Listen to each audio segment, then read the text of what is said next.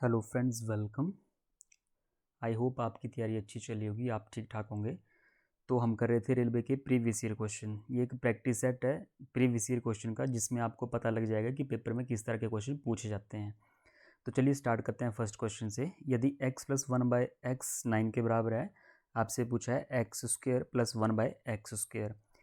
अगर आपको x plus 1/x की वैल्यू पता है, आपसे x² प्लस 1/x² पूछा है, तो जो भी x प्लस 1/x की वैल्यू होगी आप उसका स्क्वायर कर दो और उसमें से 2 माइनस कर दो। ठीक है, शॉर्ट मेथड है, नहीं तो फिर अलजेब्रा का फॉर्मूला लगाना पड़ेगा। तो x प्लस 1/x 9 है, आपसे स्क्वायर पूछा है तो इसका स्क्वायर कर दिया और उसमें से 2 माइनस करने हैं हर क्वेश्चन में। इस तरह के क्वेश्चन में जो भी यहाँ पे ये नंबर दिया होगा उसका स्क्वायर, उसमें से 2 माइनस, तो 9 का स्क्वायर हो गया 81 माइनस का 2 कितना हो जाएगा, ये 79। अच्छा, अगर इस क्वेश्चन में आपसे क्यूब पूछा होता कि x³ प्लस 1/x³, तो ये कितने के बराबर होता है। ये जो नंबर दिया है 9, तो हम बोलेंगे 9 का क्यूब। जैसे यहाँ पे स्क्वायर किया वैसे यहाँ पे क्यूब करेंगे और इसमें से माइनस। अब इसमें से -3 नहीं करेंगे, इसमें से 3 गुणा करेंगे इसका -3 × 9। ठीक है, तो इसके लिए ये फॉर्मूला, इसके लिए जो फॉर्मूला होता है वो स्क्वायर -2, और इसके लिए जो फॉर्मूला होता है cube -3 times of this number, जो भी ये नंबर होगा। तो चलिए नेक्स्ट क्वेश्चन देखते हैं। नेक्स्ट क्वेश्चन है ट्रिग्नोमेट्री का। इस तरह के क्वेश्चन पूछे जा चुके हैं पेपर में। sin 23 अपॉन में cos 67 degree plus cos 71 degree upon में sin 19 डिग्री। अच्छा, sin 23 जो है इसको मैं लिख सकता हूँ sin 90 डिग्री माइनस 23 को लिख सकते हैं sin 90 माइनस 67 डिग्री अपॉन में cos 67 है, और प्लस में cos 71 डिग्री जो है इसको लिख सकते हैं 90 माइनस 19 डिग्री 19 डिग्री डिवाइड में sin 19 डिग्री। ठीक है, अब आपको ट्रिग्नोमेट्रिक आइडेंटिटीज पता होनी चाहिए कि sin 90 minus theta, theta means angle, sin 90 minus theta किसके बराबर होता है, cos थीटा के बराबर, और cos 90 माइनस थीटा किसके बराबर होता है, sin थीटा के बराबर। तो sin 90 माइनस थीटा ये हो जाएगा cos थीटा के बराबर 90 माइनस थीटा, और थीटा की जगह पे 67 है, तो cos 67 अपॉन में cos 67 डिग्री। इस तरह इस साइड भी प्लस cos 90 माइनस थीटा ये हो जाएगा sin theta sin 19 degree upon में इधर भी sin 19 डिग्री। तो cos 67 से cos 67 खत्म, 19 से 19 खत्म, यहाँ पे 1 यहाँ पे 1, डिवाइड करने के बाद 1 बचता है, तो यहाँ पे 1 यहाँ पे 1, तो 1 प्लस 1 कितना हो जाएगा, यहाँ पे 2। Option number C. ये गलती मत करना कि काट दिया फिर उसके बाद यहाँ पे 0 कर दिया कि खत्म हो गया, ये भी खत्म हो गया, तो कुछ लोग यहाँ पे 0 भी कर देते हैं। तो काटने के बाद 1 बचता है, तो 1 प्लस 1 कितना हो जाएगा, 2। थर्ड क्वेश्चन है, ये भी ट्रिग्नोमेट्री का ही है। एक खंबे के पाद से 20 मीटर की दूरी पर एक बिंदु से खंबे का उन्नयन कोण, एंगल ऑफ एलिवेशन जो है वो 45 डिग्री है, तो खंबे की ऊंचाई ज्ञात कीजिए, find height of a pole. The angle of elevation of a pole from a point, ये मान लीजिए पोल है, which is 20 metre away from the foot of the pole, 20 metre दूर है, एक पॉइंट है 20 मीटर दूर, ये एक पॉइंट है, तो राइट एंगल ट्रायंगल बनेगी यहाँ पे हाइपोटेन्यूज। ठीक है, metre from the foot of pole 45 degree, find the height of the pole. आपको ये हाइट ऑफ पोल निकालनी है, अगर ये पोल है तो पोल की हाइट निकालनी है, और एंगल ऑफ जो एलिवेशन है यहाँ से यहाँ तक, जो एंगल ऑफ एलिवेशन है वो कितना है यहाँ पे 45 डिग्री। ठीक है, अब इसमें देखो आपने पढ़ा होगा पंडित बद्री प्रसाद हर हर बोले, साइन कॉस टेन फिर कॉसिकेंट सीकेंट कॉट। तो चलिए आपको देखो, जैसे मान लेता हूँ मैं, एक ए है, ये बी है, ये सी है, तो ए सी पोल है, ए सी की लंबाई ज्ञात करनी है, तो ए सी अपॉन जिस जो वैल्यू पता है आपको, ए बी की वैल्यू पता है, तो ए सी अपॉन ए बी। अब ये परपेंडिकुलर होगा, ये बेस है, और ये क्या है यहाँ पे हाइपोटेन्यूज। शॉर्ट ट्रिक भी बताऊंगा इसकी, पर पहले कंसेप्ट देख लो कि ये परपेंडिकुलर, ये बेस, ये हाइपोटेन्यूज। तो ए सी अपॉन बी सी मतलब परपेंडिकुलर अपॉन बेस, तो ये पहले पे साइन होता है, साइन कॉस, फिर ये टेन होता है परपेंडिकुलर अपॉन बेस, तो टेन थीटा, और टेन थीटा कितना है यहाँ पे 45 डिग्री। अब टेन 45 की वैल्यू 1 होती है, तो ए सी अपॉन में ए बी यहाँ पे 20 है, इज इक्वल टू टेन 45 1 होता है, तो इससे AC is equal to 20 into 1 कितना हो जाएगा 20, तो 20 मीटर। ठीक है, तो देखो अगर एंगल ऑफ एलिवेशन यहाँ पे 45 डिग्री है, अगर बेस 20 है, तो अगर आपसे परपेंडिकुलर पूछा है, हाइट पूछी है, तो इस लाइन और इस लाइन की जो रेशो होगी वो रेशो होती है 1:1। ठीक है, AC रेशो BC 1:1। अगर ये 20 है तो ये भी कितना होगा 20। ऐसे ही याद रख लिया करो कि अगर ये 20 है तो ये भी कितना होगा 20। अगर एंगल कितना है यहाँ पे 45 डिग्री का, तो AC मतलब पोल की जो लंबाई होगी, हाइट होगी, वो कितनी होगी 20 मीटर। अगर यहाँ पे 45 का एंगल बन रहा हो तो इन दोनों की जो रेशो होती है तो 1:1 होगी। अगला है हरीश और बिमल एक काम को 20 दिनों में पूरा कर सकते हैं। एक हरीश है, एक बिमल है, एक काम को 20 दिन में पूरा कर सकते हैं। ठीक है, इन्होंने इस पर 15 दिनों तक काम किया। ठीक है, 15 दिन काम किया और फिर बिमल चला गया, बिमल चले गए। शेष कार्य हरीश ने अकेले 10 दिनों में पूरा किया। हरीश अकेले पूरे काम को कितने दिनों में पूरा कर सकता है? अच्छा, 20 दिनों तक पूरा काम किया। अब एफिशिएंसी तो पता नहीं है, यहाँ पर मैं मान के चलता हूँ कि 20 और 15, ये 10 से कटने वाला जो नंबर होगा वो मैं एलसीएम लेके चलूँगा। तो एलसीएम मतलब इन दोनों नंबर से कट जाए, 20-15 से भी। तो नंबर मान लिया मैंने यहाँ पे 60। मान लो टोटल वर्क 60 है। हरीश और बिमल ने कितने दिन काम किया? 20 दिनों में काम पूरा कर दिया और इस पर 15 दिनों तक काम किया। सिर्फ कितने दिन काम किया इन्होंने? 15 दिन। अच्छा, 20 दिनों में काम पूरा किया तो 20 दिन में कितने काम किए इन्होंने? 60 काम। 20 दिनों में 60 काम किए तो एक दिन में कितने काम किए होंगे? 3 काम। 20 गुणा 3 कितने हो जाएंगे? 60। अगर देखो इस तरह समझो, अगर 20 दिनों में 60 काम हुए तो एक दिन में कितने काम किए होंगे? 20 से डिवाइड कर दो, एक दिन में कितने काम किए होंगे? 3। और एक दिन का काम होता है एफिशिएंसी। मतलब अगर ये दोनों साथ में काम कर रहे हैं तो एक दिन में कितने काम करते हैं? ये 3 काम। अच्छा, इस पर 15 दिनों तक काम किया किसने किया? उन्होंने इस पर 15 दिनों तक काम किया। अच्छा, इन दोनों ने 15 दिन तक काम किया। एक दिन में कितने काम करते हैं? 3। तो 15 दिन में कितने काम करेंगे? 45 काम। 60 काम थे। ठीक है, देखो 60 काम थे, 60 में से 45 काम हो चुके, कितने काम बचे अब यहाँ पे? 15 काम। ये रिमेनिंग वर्क है, 15 काम बचे। फिर बिमल चला गया। अब बिमल चला गया यहाँ से, ये बिमल चला गया। अब बचा कौन यहाँ पे? हरीश। हरीश बचा। हरीश जो है शेष काम को अकेले 10 दिनों में पूरा किया। हरीश ने शेष काम 15 बचे हैं तो हरीश ने जो है बोल रहे हैं कि 10 दिनों में कितने काम किए? 15। तो इसकी एफिशिएंसी एक दिन में कितने काम करेगा? ये 15/10। ठीक है, अगर काटना है तो काट दो, नहीं काटना है तो रहने दो। ठीक है, एक दिन में कितने काम करेगा? ये 15/10। मतलब हरीश की भी आपको एफिशिएंसी पता है।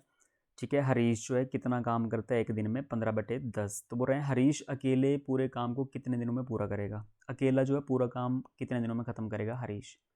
तो हरीश से काम करवाना है हमने कितने? 60।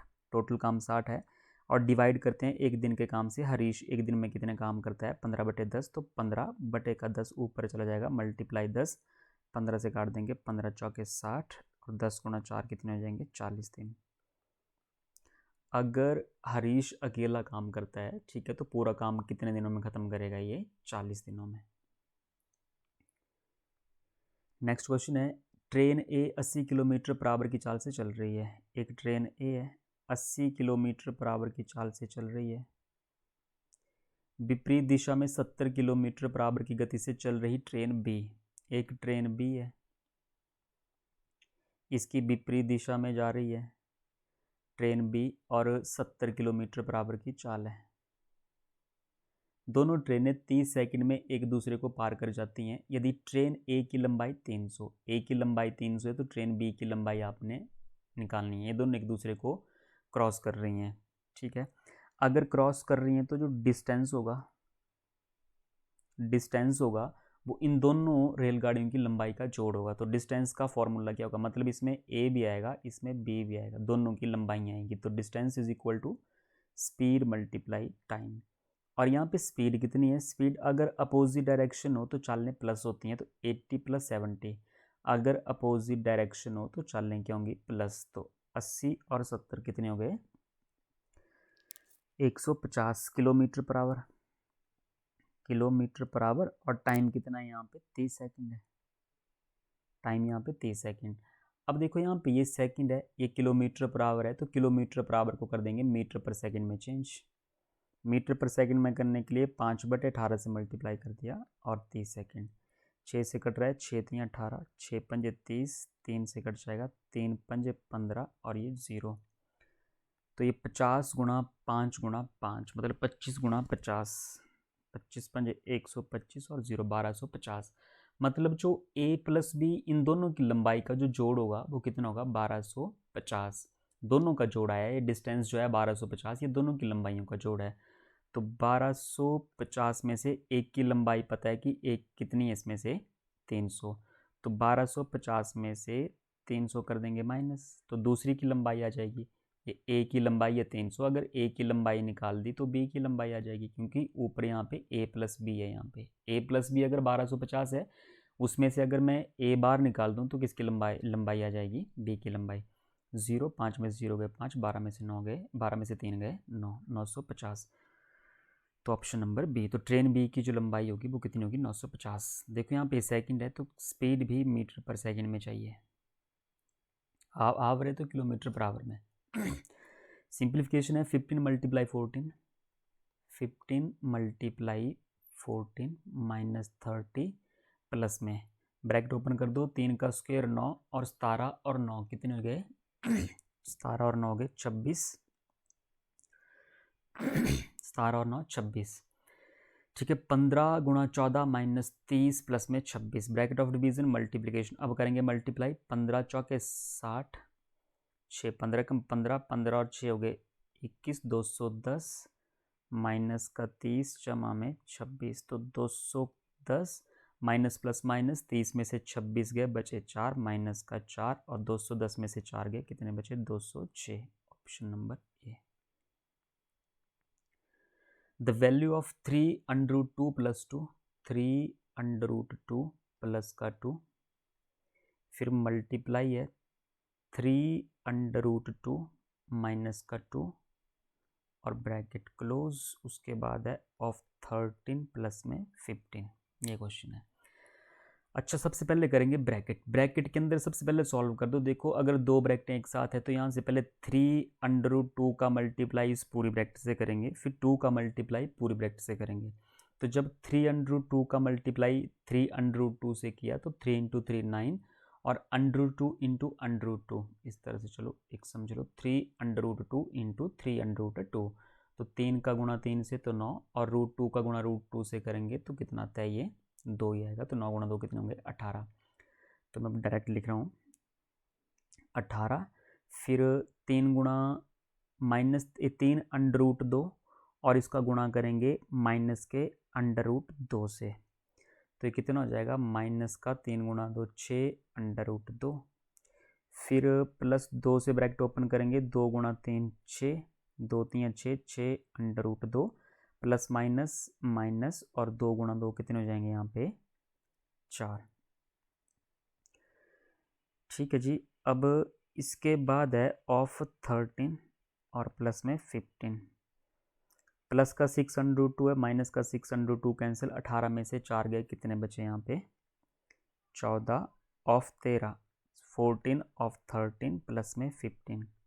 अच्छा 14 ऑफ ब्रैकेट कर दिया मैं ख़त्म। ठीक है, ब्रैकेट ओपन हो गई, ब्रैकेट के बाद करेंगे ऑफ, इन दोनों के बीच में ऑफ है तो पहले ये दोनों मल्टीप्लाई करने, प्लस 15 बाद में करने। तो 13 से गुणा कर दो 14 का, 13 चौके 52, बचे 5, 13 कम 13, 13 और 5 कितने हो गए 18, 182 प्लस में 15 197। ठीक है, 197 ऑप्शन नंबर बी। 27% ऑफ 250, 27% मतलब 27/100 मल्टीप्लाई 250। ठीक है ना, ज़्यादा मैथ नहीं लगाना है, सिंपल तरीके से जैसे करते हैं वैसे कर देंगे आसानी से। इस क्वेश्चन में ऐसा कुछ है नहीं वैसे। 0.02%, तो 0.02% का यहाँ भी 100 मल्टीप्लाई और ये हो गया 1000। ठीक है, इज इक्वल टू किसके बराबर होगा ये।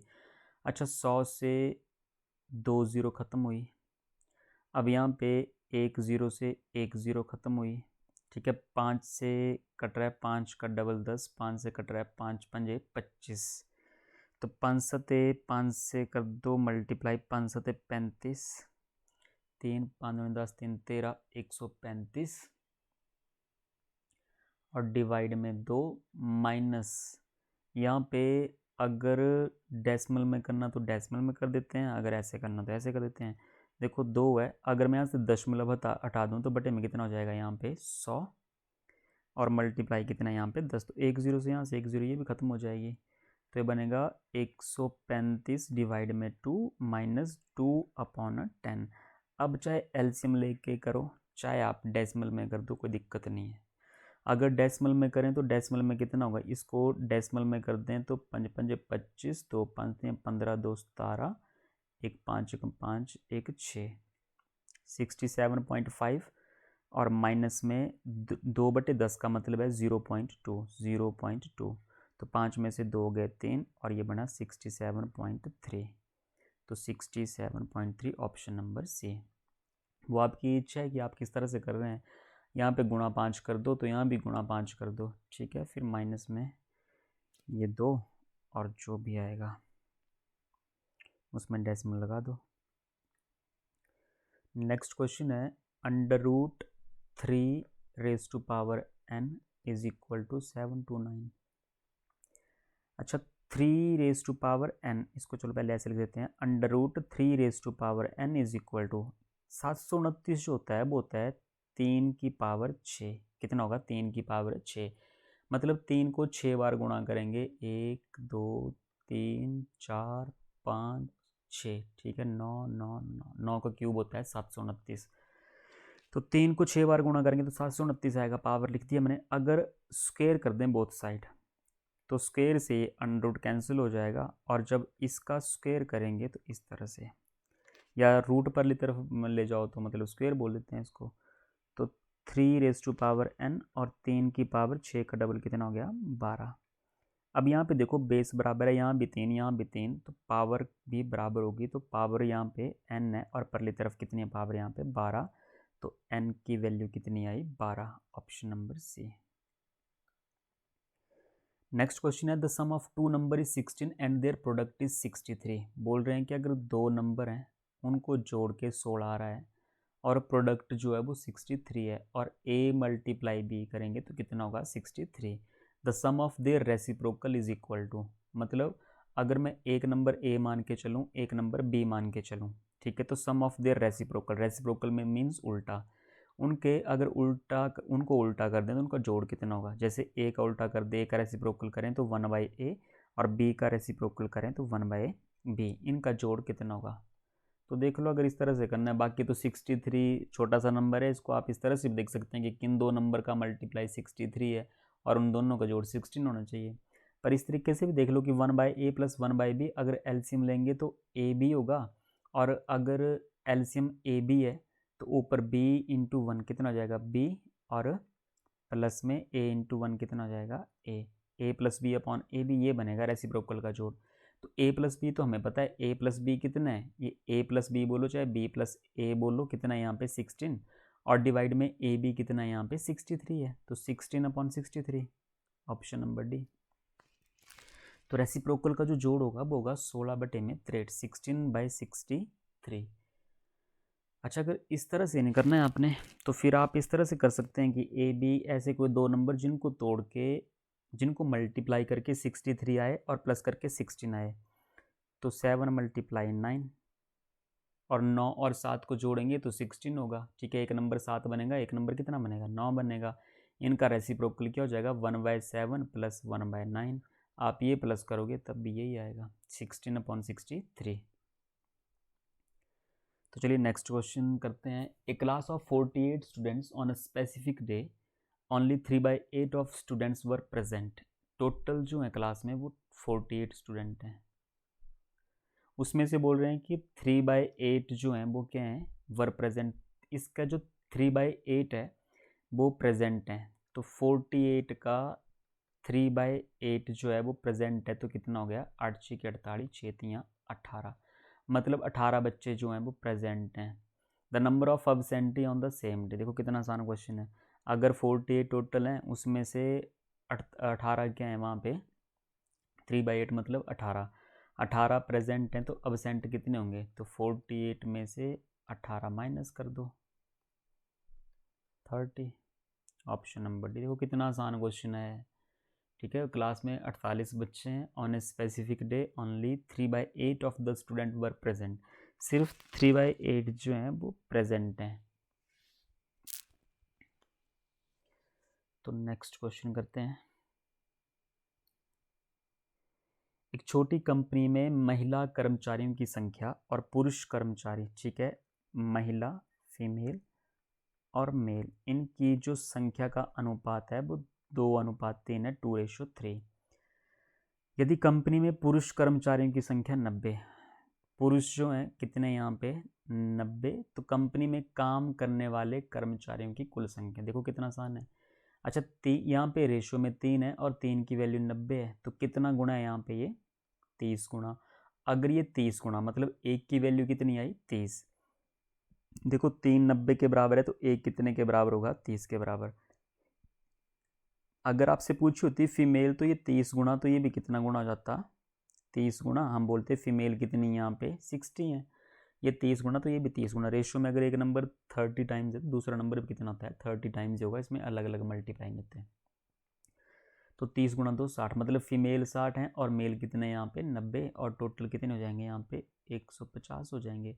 बाकी इस तरह से भी कर सकते थे कि एक 30 के बराबर है तो ये 2 हैं, ये 3 है, 3 2 5, 5 कितने के बराबर होंगे, तो 30 गुना 5 तब भी कितना बोलेंगे 150, ऑप्शन नंबर ए। तो नेक्स्ट क्वेश्चन है, दो संख्याओं का योग जो है वो 25 है और अंतर, देखो सम ऑफ टू नंबर 25 और जो डिफरेंस है वो कितने के बराबर है, अंतर है 15 के बराबर। संख्याओं का अनुपात ज्ञात कीजिए, रेशो ज्ञात कीजिए। अब कुछ लोग जल्दी जल्दी में 25:15 भी कर देंगे, फिर 5 5 25 और 5 3 15 इस तरह से भी करेंगे, पर ये गलत हो जाएगा। सम और डिफरेंस दिया तो आपको संख्याएं किस तरह से पता करनी है, एक बार प्लस करके आधा, 25 + 15 का आधा, एक बार माइनस करके आधा, 25 - 15 का आधा, 40 40 का आधा हो गया 20, और 25 में से 15 गए 10, ठीक है, 10 का आधा हो गया 5। मतलब बड़ी संख्या 20 है और छोटी संख्या कितनी यहाँ पे 5 है, तो 20 और 5 का अनुपात निकालना है। ये आई संख्या है, 5 एकम 5, 5 चौके 20, तो 4:1, ऑप्शन नंबर बी। इसमें संख्याएं भी पूछ लेते हैं, तो संख्या जो है एक 20 होगी, एक कितनी होगी 5। बड़ी संख्या बोलिए तो प्लस करके आधा, अगर छोटी संख्या बोलिए तो माइनस करके आधा। पर दो सेम नंबर का सम पता होना चाहिए और दो सेम नंबर का डिफरेंस पता होना चाहिए। एक व्यापारी 20 वस्तुएं खरीदता है जिनका क्रय मूल्य, 20 वस्तुएं खरीदता है, 20 का क्रय मूल्य जो है 15 वस्तुओं के विक्रय मूल्य के बराबर है, 15 के विक्रय मूल्य के बराबर है। यहाँ से कॉस्ट प्राइस और सेलिंग प्राइस की रेशियो आ जाएगी। कॉस्ट प्राइस यहाँ पे 15 और सेलिंग प्राइस यहाँ पे परली तरफ कितना है 20 लिखा है, ठीक है। तो कॉस्ट प्राइस 15 और सेलिंग प्राइस 20 हुआ, 5 से काट दो, 5 3 15, 5 से कट जाएगा, 5 चौके 20, मतलब 3 में खरीदा 4 में बेचा, 3 में खरीदा 4 में बेचा, कितने का प्रॉफिट हुआ 1 का। हमेशा कॉस्ट प्राइस के ऊपर 3 के ऊपर और मल्टीप्लाई 100, ठीक है। 100/3 कितना हो जाएगा 33.33% का प्रॉफिट, ऑप्शन नंबर ए। बिल्कुल सिंपल क्वेश्चन है। तो इस तरह के क्वेश्चन पूछे गए हैं, ठीक है। मैंने अपनी मर्जी से नहीं लिखे हैं क्वेश्चन, ये इस तरह के क्वेश्चन पेपर में पूछे गए हैं, रेलवे में एनटीपीसी में। In a school 60% of the student pass, 60% बोल रहे हैं जी पास हुए। In an examination if the number of failed candidate 240, अगर 60% पास हुए तो 40% क्या होंगे यहाँ पे फेल, टोटल 100% होता है। अगर 60% पास हुए तो 40% यहाँ पे फेल हुए, 40% फेल हुए, पर 40% की वैल्यू आपको गिवन है क्वेश्चन में, कि बोल रहे हैं कि जो फेल कैंडिडेट हैं वो कितने हैं 240, तो 40 जो है 240 के बराबर होगा। Find the number of candidate that have passed, तो पास कितने यहाँ पे 60% है, मतलब 60% की वैल्यू आपसे पूछी गई है। अगर 40 240 के बराबर है तो 60 कितने के बराबर होगा, या तो फिर आप ये इसी तरह से 60 अगर 40 240 के बराबर है तो 60 कितने के बराबर, या तो आप इस तरह से कर लो 40 का कितना गुणा है, ये 6 गुणा है, 40 का 6 गुणा है तो इसका भी कितना गुणा कर देंगे 6 गुणा, 6 6 के 36 और 360, ऑप्शन नंबर सी। ठीक है, अगर 40 का ये 6 टाइम्स है तो 60 का भी इस तरफ कितना टाइम्स हो जाएगा 6 टाइम्स गुणा 6। अच्छा, एक कारपेट की लंबाई, कालीन मतलब कारपेट, एक कारपेट की लंबाई 20 से 5/2 है, ये इस तरह से है 20 से 5/2 मीटर। कालीन में से कितने छोटे टुकड़े जिनकी प्रत्येक की लंबाई 4 से 1/2 मीटर है काटे जा सकते हैं।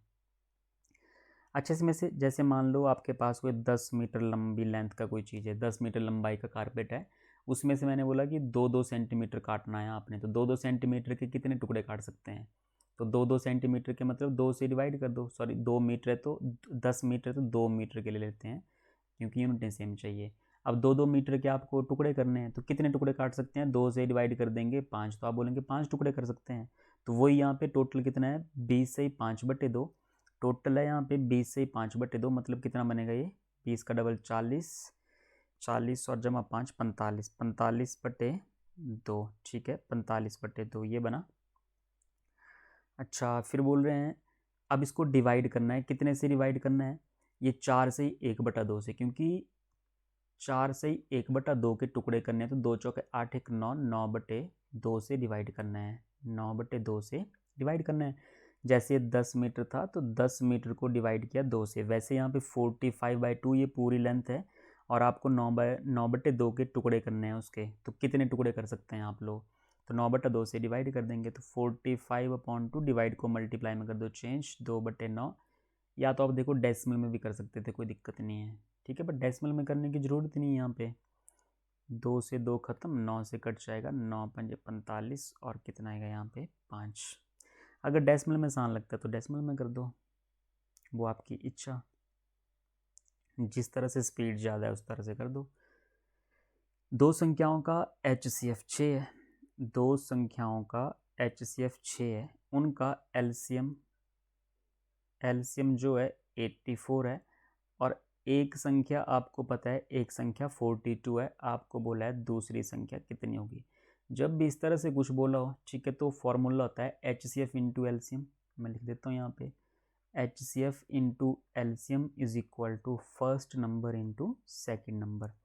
तो आपको एक नंबर पता है तो इस तरफ आके डिवाइड हो जाएगा, तो हम लिखेंगे HCF मल्टीप्लाई एलसीएम, इन दोनों का मल्टीप्लाई और डिवाइड कर देंगे जो नंबर गिवन होगा, 42 है तो 42 से डिवाइड, 6 से कट रहा है 6 7 द 42, 7 से कट जाएगा 12 बार, ऑप्शन नंबर ए 12।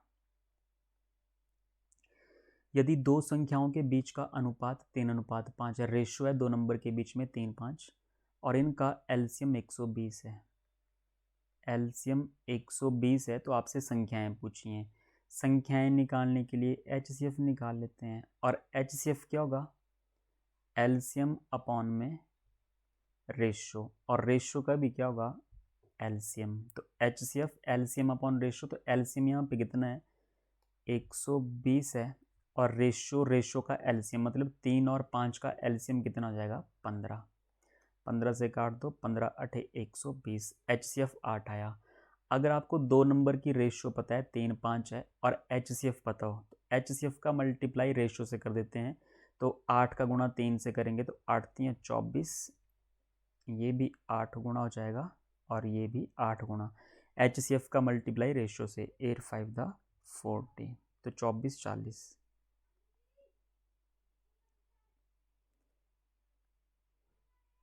अच्छा, एक बेलनाकार टंकी की क्षमता मतलब कैपेसिटी जो है 2376 है, एक बेलनाकार टंकी है जिसकी क्षमता जो है मतलब इसमें कितना वाटर कितना लिक्विड आ सकता है, बोल रहे हैं 2376 मीटर क्यूब, इसकी कैपेसिटी इतनी है, बेलनाकार सिलिंड्रिकल टैंक है।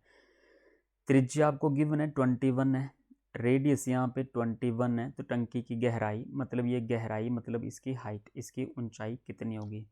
तो इसकी वॉल्यूम पता है, वॉल्यूम होती है इसकी pi R square H, volume of cylinder pi R square H is equal to 2376।